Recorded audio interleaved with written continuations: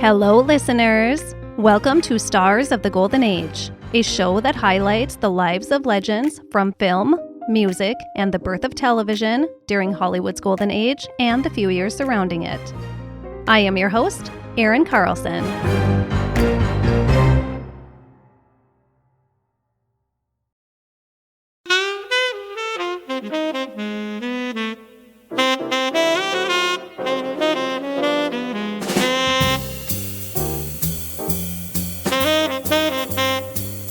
Today, we will be talking about Rock Hudson.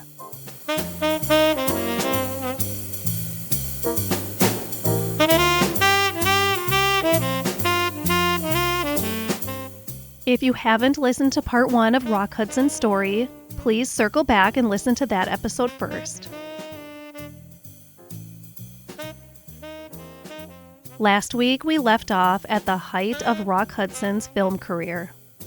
He had gone from a shy, lanky kid from a family barely scraping by during the Great Depression, and he grew into the hunkiest of hunky leading men in Hollywood. But underneath that cool persona hid a very private man. A man who kept his innermost thoughts locked up tight, and who struggled on a daily basis to just peacefully live the private life he yearned for. Let's jump back in.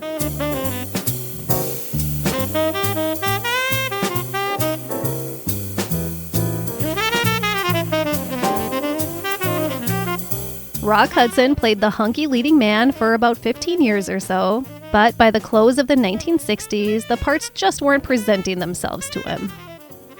He was in his mid-40s now, which is like 70 today, and it meant that it was a little more difficult to keep that toned, tight-skinned game in play. And the heavy smoking and hearty drinking lifestyle really didn't help things either. He had been brushing off television offers for years, pretty much his entire career. Like many other movie stars, he thought television was a demotion, a step down from the throne of movie stardom. But he finally realized it was in his best interest if he wanted to keep steadily working and receiving those sweet paychecks. In 1971, he was offered a very generous television offer from NBC. He would star in a 90-minute series, part of the mystery movie cycle, called McMillan and Wife, which was loosely based on the classic Thin Man movie series. And he was offered the highest pay yet offered to a television star, $120,000 per episode. Adjusted for inflation, that would be $947,500 today. Hard to turn that down. McMillan and Wife was a hit and aired for 6 years.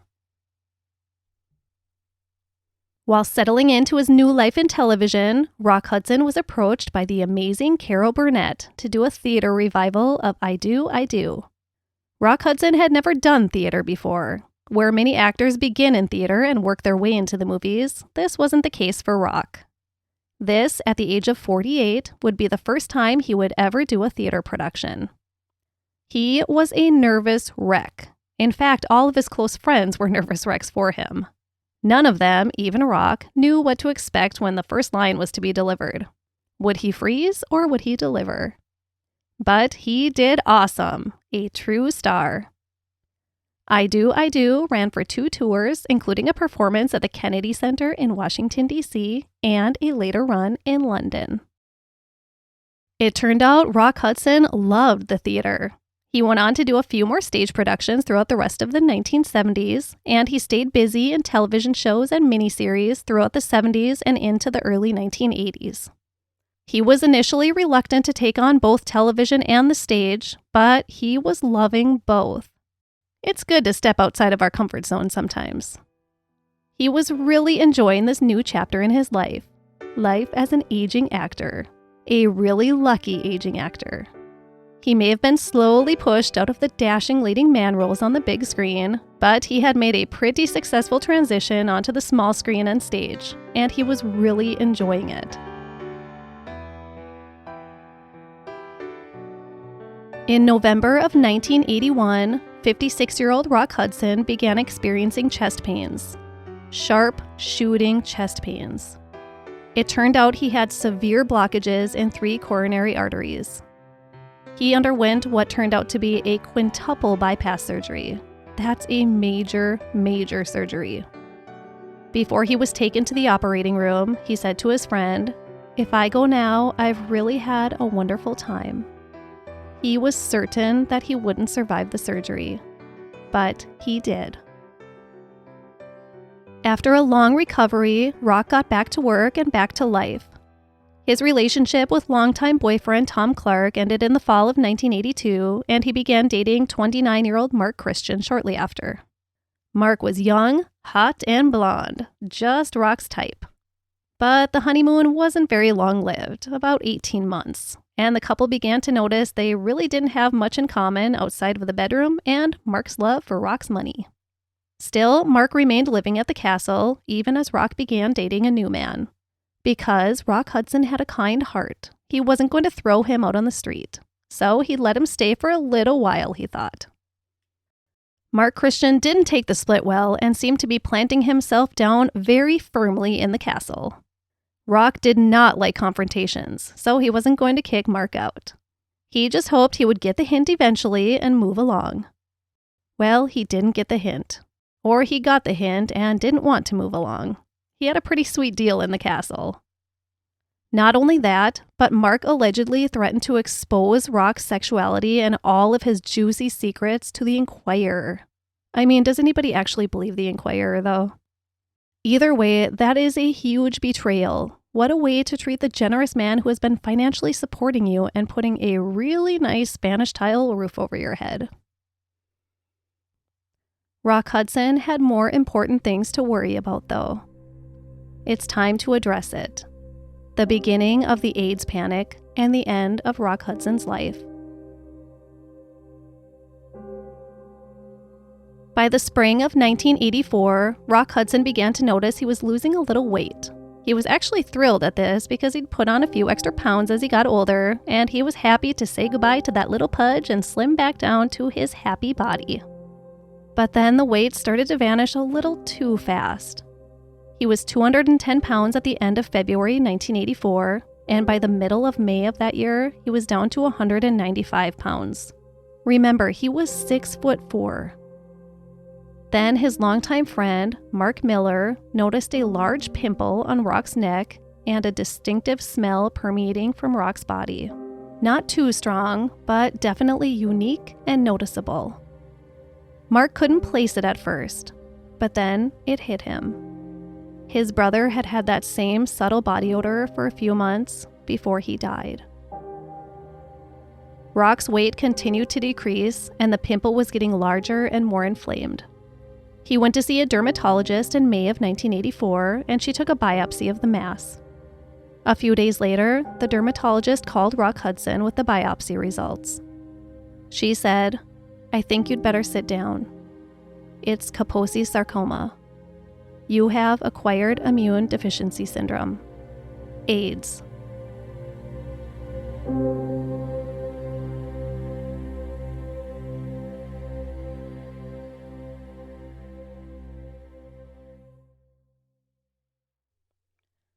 Rock didn't tell anyone. He had the pimple removed, had blood tests done, and had more definite results. He had AIDS. He didn't tell anyone for an entire week. Rock Hudson was a master at internalizing and compartmentalizing within his mind. When he finally told Mark Miller, Mark was shocked. He said, quote, "My first thought was run, get out, and never come back so you don't get it and die too. I got up and walked out of the room, but my body stayed. An inner voice said, do not desert. Don't get out of the chair. Don't even offend him by starting to get out of the chair. Somehow I held myself in that chair, but I was in utter panic." End quote. I need to stop here and remind you that AIDS was very new and very unknown at this time. People were in a hysteria over this deadly disease. They didn't exactly know all the ways it was transmitted, kind of like the beginning of COVID, only worse. It was uncertain in what pathways the virus was passed. At the beginning of the AIDS epidemic, people were afraid that they could get it by touching or breathing the same air as an infected individual. People were terrified to be in the same room as a person who had AIDS. At the start of the AIDS epidemic, it was being reported as a terrible new strain of the flu or a new form of cancer. Even after it was realized that it was primarily affecting gay men, it was still reported as a flu or cancer against gay men, or simply the gay plague. But it was a very quickly spreading flu or cancer. There were more unknowns than there were knowns, and this caused pure panic. So keep that in mind when you hear Rock's friend Mark's reaction to learning of the news of Rock's diagnosis. His instinct to flee. For all he knew, he could contract AIDS just by sharing a bathroom with Rock or tasting food off the same fork. They just didn't know anything about this mystery disease yet. One thing that was certain, however, was that everyone who had been diagnosed with AIDS died. Rock Hudson was going to die. And he wanted complete silence over the matter. He didn't want the world to know he had AIDS. He had carefully choreographed his entire life to protect his strong, leading man image. He didn't want this to be his legacy. Rock wasn't a monster, though. He wanted to inform his most recent sexual partners that he had AIDS. So he sent an anonymous letter to 3 people. He had them sent from a different post office so it couldn't be traced back to him. The letter read, quote, "Hi, this note shall remain anonymous for obvious reasons. Since we have had intimate sexual contact or sperm has been passed between us, I feel it is only fair to tell you that I have just found out I have AIDS. I am most sorry to tell you this. I suggest you have tests made to make sure you're okay. Most sincerely," end quote. No signature.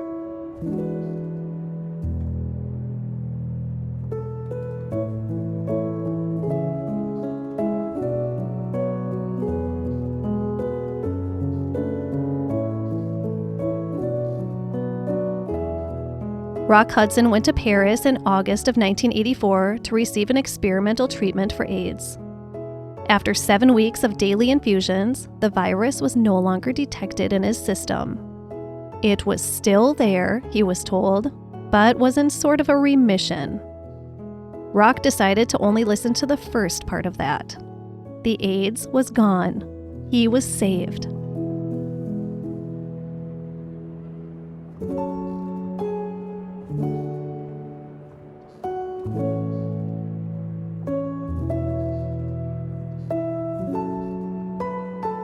With renewed energy and a second chance at life, Rock Hudson accepted a role on the super-duper popular primetime soap, Dynasty. He still did not look healthy. He was still slowly dying, and that was pretty apparent in his appearance. For his role on Dynasty, he had to deliver a passionate kiss to co-star Linda Evans. And he couldn't deliver. His lips were sealed up as tight as he could possibly seal them, trying to fake his way through that passionate kiss. They did several retakes, trying to get Rock to deliver the kiss right. Everyone on the set knew Rock Hudson could deliver a kiss. They'd all seen it dozens of times in his movies. What the hell was his problem? Linda Evans was a knockout, gay or not. Kiss the woman for God's sake. Really kiss her. But he couldn't. He was terrified of passing his saliva to Linda Evans. Rock knew the AIDS wasn't gone. He knew. This reality had snuck back into his psyche a couple weeks after returning home from Paris. He knew he wasn't going to be cured. He knew there wasn't a cure. He knew he had AIDS. But he didn't know all the ways it could be spread. He was trying to save Linda Evans from contracting AIDS when he refused to give her an open-mouth kiss. When it did eventually come out that Rock Hudson had AIDS, there were a lot of very upset people about this scene. How could he potentially expose Linda Evans like that? The cast and crew of Dynasty were very supportive, but Dynasty and Linda Evans fans were outraged. They thought she for sure had contracted AIDS from Rock Hudson's tight-lipped kiss. They accused Rock Hudson of killing Linda Evans. But Linda Evans herself never felt any anger or fear. She only felt sadness and sympathy for Rock. She went on to publicly support him when so many others were turning against him. Rock Hudson's last public appearance was in early July 1985 on his dear friend Doris Day's television show, Doris Day's Best Friends. Everyone close to him begged him to cancel his appearance on the show. He was by now unable to keep food down, he was sleeping more than awake, he had begun to experience severe mental decline, and he was down to an astonishing 170 pounds. Remember, 6'4". Everyone urged him to cancel, but Rock would never cancel on Doris Day. He wasn't going to let Doris down, and I think he just wanted to see her one last time. She was shocked at his appearance. The news hadn't come out yet about his diagnosis or that subsequent outrage from Dynasty fans. Rock told Doris he had just gotten over the flu. She knew that wasn't true.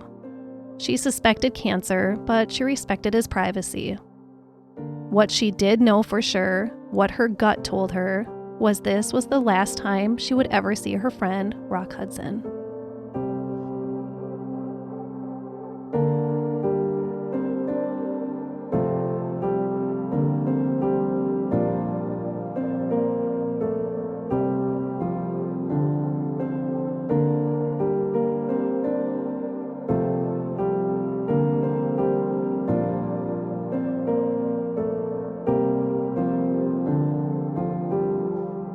Rock returned to Paris for more treatments after his appearance on Doris's show. And then it was time to come clean with the world. An official announcement was made that Rock Hudson had AIDS. And with this, an outpouring of love and support flooded in. Tens of thousands of letters arrived for him. He was on the cover of every magazine, on the front page of every newspaper, the first story on every news program. Rock Hudson was suddenly the face of AIDS. He made it real, and he made people see that it can happen to their most beloved people, that it is a disease that doesn't discriminate. Because of this announcement, the amount of donations coming in for AIDS research was astonishing. AIDS finally had people's attention in the right way, and people were stepping up to make a change. Rock Hudson did not want to be the face of AIDS, but he brought a heightened awareness to the disease, and his close friends helped him understand that was something to be very proud of. It would help others. Rock Hudson was deteriorating really quickly now. His former longtime partner, Tom Clark, moved back into the castle to help care for him. And Rock was surrounded with a lot of love every single moment. He had his close circle in the castle with him at all times, and other friends came in a steady stream to visit, all knowing it would be the last time. Rock Hudson had a solid group of friends. They did everything they could to send their friend out, having experienced as much love and joy as humanly possible in his last weeks. Rock Hudson died on the morning of October 2nd, 1985, in his beloved home, the castle. He was only 59 years old.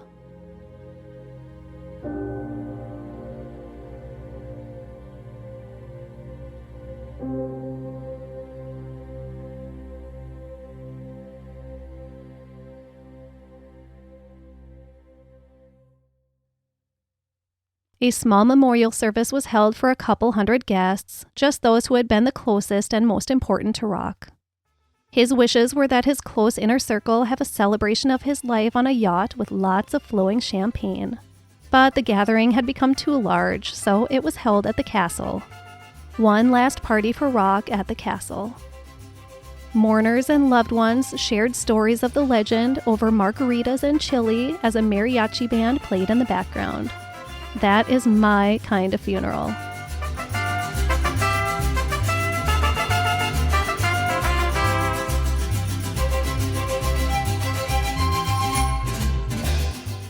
Tom Clark had planned a larger, more traditional funeral for the following day.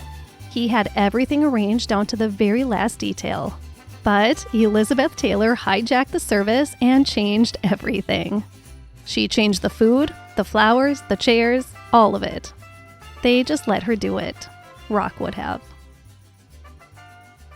Elizabeth Taylor was a pioneering leader in the fight against HIV/AIDS, educating the public on the disease and raising funds to aid in AIDS research and treatment. Shortly before Rock Hudson's death, Taylor became the founding national chairman of the American Foundation for AIDS Research. She worked tirelessly to advocate for AIDS patients, help further research, share resources, acquire funding from Congress, and, most importantly, she visited people dying from AIDS. She touched them, she hugged them, she didn't discriminate against any of them. She was there for them when so many others were not. Rock Hudson's last philanthropic gift was while he lay dying in his beloved castle. He donated $250,000 to the American Foundation for AIDS Research, just days before he died.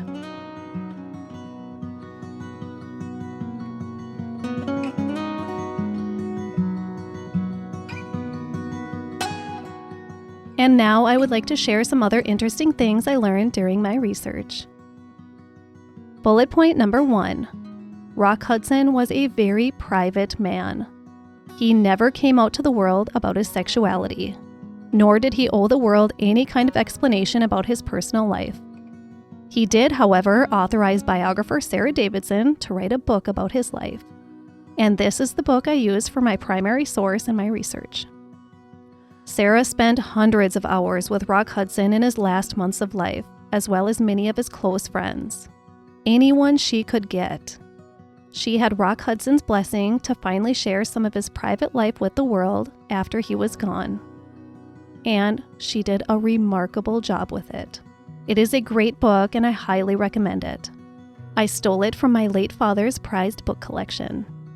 It is called Rock Hudson, His Story by Sara Davidson and Rock Hudson. Bullet point number 2. That sketchy boyfriend of Rock's, Mark Christian, sued Rock's estate after his death, like he hadn't gotten enough from him. He alleged that he had slept with Rock after Rock knew he had AIDS, which was disputed by every one of Rock's closest friends. They said he did not like Mark. Mark Christian ended up winning a settlement of $5.5 million. It appears he was always only after Rock Hudson's money. He also stole Rock Hudson's priceless record collection, which meant a huge deal to him, and several expensive electronics, not too long after Rock's death.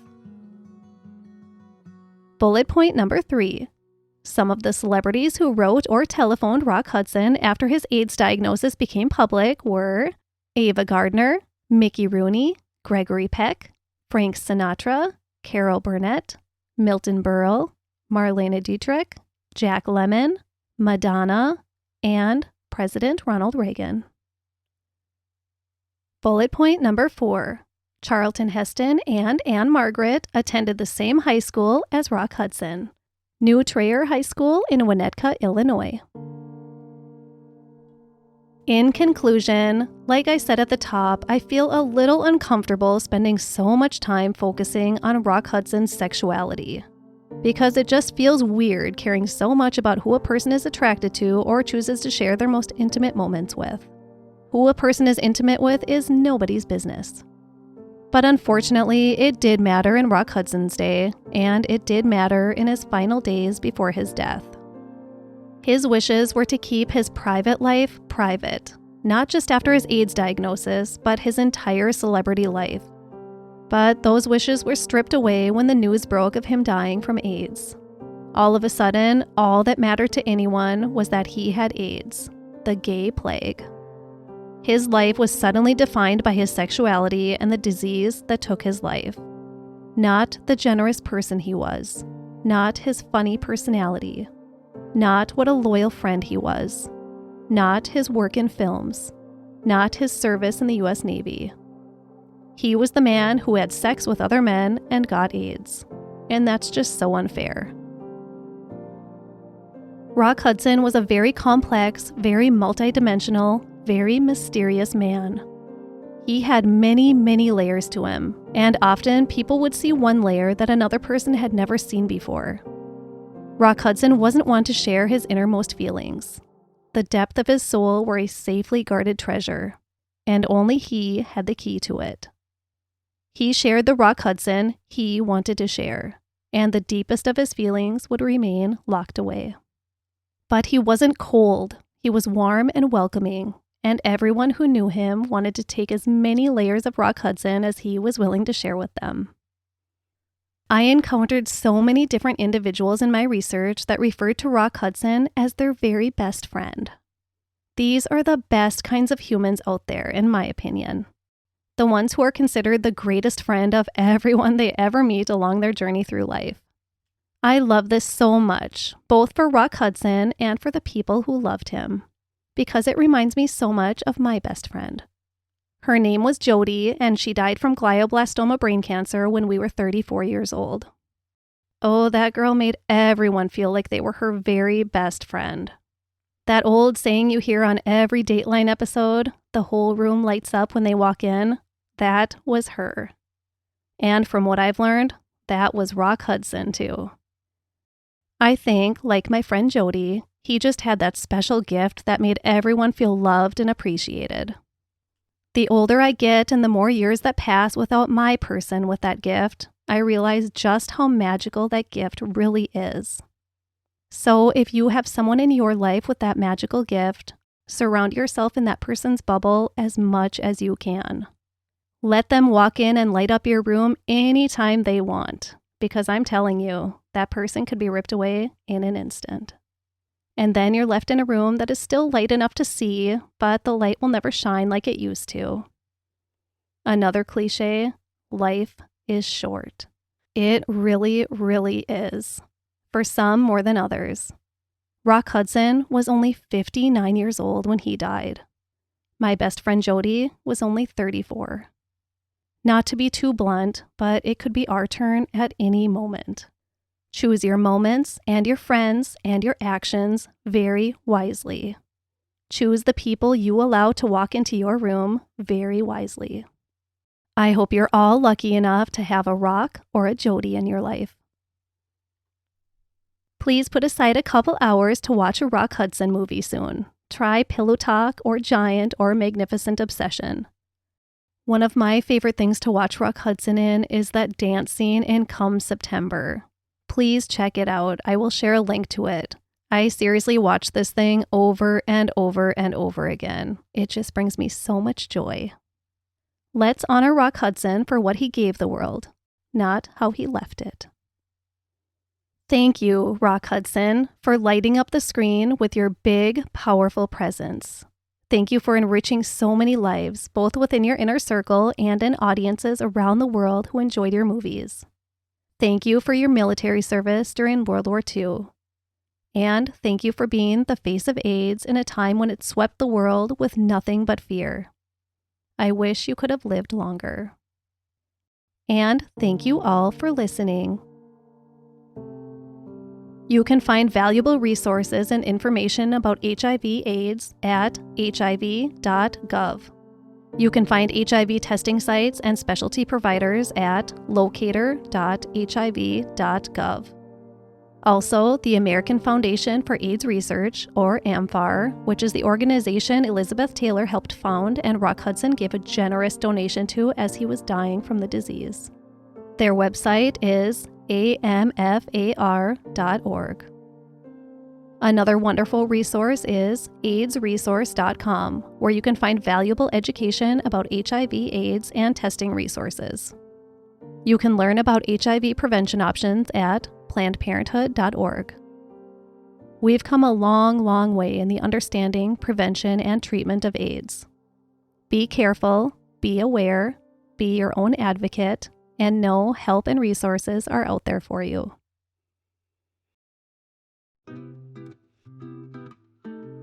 Now it's review time. This week I'm going to share a review from Apple Podcasts that I really loved. It was the most perfectly written piece of constructive criticism that I could imagine. And after some reflection and a little research, I took it and ran with it. Apple Podcast user Just a Podcast Gal wrote alongside her 5-star review, quote, "This is a well-intentioned and well-researched podcast. There's clearly a lot of care and effort that goes into each episode, and that's felt. I think that the episodes could benefit from some music to keep the listener's attention as the story unfolds." End quote. Thank you so much, Just a Podcast Gal. As you can tell, I really took your review to heart. I personally do not like music in the podcasts I listen to, but I know some of the most popular shows do have a lot of background and transition music used for dramatic effect. I put the idea aside for a while, and then I reached out to my peers on the podcasting subreddit that is for creators and the podcast subreddit that is for listeners. An astounding number of people said, "No, stay away from music. It will drive listeners away," which kind of surprised me. But I kept it in the back of my mind anyways. I didn't want to drive listeners away from something so silly as music after I spend so many hours creating my content. And then, while driving along one day, it came to me. Why don't I do both? One for weirdos like me who can't stand the music, and one for the ones who love how music adds emotion to a story. Everyone's happy. And I gotta tell you, Just a Podcast Gal, I actually love listening back to the ones with music now. I surprised myself. I always listen to the most recent episode on Tuesday mornings just for quality control, and I've learned that the music really has been a nice touch in how the story's played out. Just as you said it would be. I'm still learning the ropes though, obviously. I don't think I'm doing a very good job at it. So I hope it's sounding tolerable, and I promise it'll only get better from here. Thank you so much for your review and your 5-star rating, Just a Podcast Gal. If you want to hear your review read on the show, drop one where you listen to your podcasts or comment on one of my Facebook or Instagram posts. I'll read the good, the bad, and the ugly. Speaking of, don't forget to follow the show on Facebook and Instagram. And if you are interested in more content, I have some really interesting bonus episodes available on Patreon. This month's bonus episode is Dean Martin Celebrity Roasts. Man, I had so much fun watching those as I wrote the episode. Dean Martin was so drunk in those shows, I don't think he probably remembered a single one of them. Aside from the full-length bonus episodes, we also have a movie of the month on Patreon. I assign a movie every month for us all to watch on our own time, and then I release a recap episode at the end of the month. This month's movie of the month is Sorry, Wrong Number with Barbara Stanwyck and Burt Lancaster. And I have a new feature coming soon for Patreon members. I really want you to get lots of bang for your buck. Head on over to patreon.com/Stars of the Golden Age podcast to join the fun. You have for sure also noticed that I've started using ads. And everyone hates ads, I know. I'm still learning the ropes with this as well, the dynamic ad world. But from what I've realized so far is that I am just as surprised as you are to hear what ads are appearing in my episodes. I'm able to voice what categories I do not want in my show, like politics. But as far as the actual companies who pick up slots, I don't think I really have control over that. Not yet, at least. Ideally, I would love to do just host-read ads because I just think it's a much more personal experience for listeners. But I haven't been offered any yet, so annoying commercial ads it is. The podcast is still costing me money each month, and lots of time, so I'm hoping to make a few bucks to help recoup some of the costs of my hosting fees and research materials. So far, I have made $3.59 from the ads, so I am well on my way to Millionaire's Row. And thank you so much to my few patrons who are supporting the show on Patreon. This really means so much to me. It is a huge help. Thank you to you all, and thank you for putting up with the annoying ads. I promise not to overdo it. I'm going to do whatever I can to make the transition points tolerable and the ads minimal. As least annoying of an experience as possible for you. My primary source for this episode was the book Rock Hudson, His Story by Sara Davidson and Rock Hudson. I also watched the documentary Rock Hudson, All That Heaven Allowed, available on Netflix. amfair.org, a smidge from Wikipedia, and IMDB.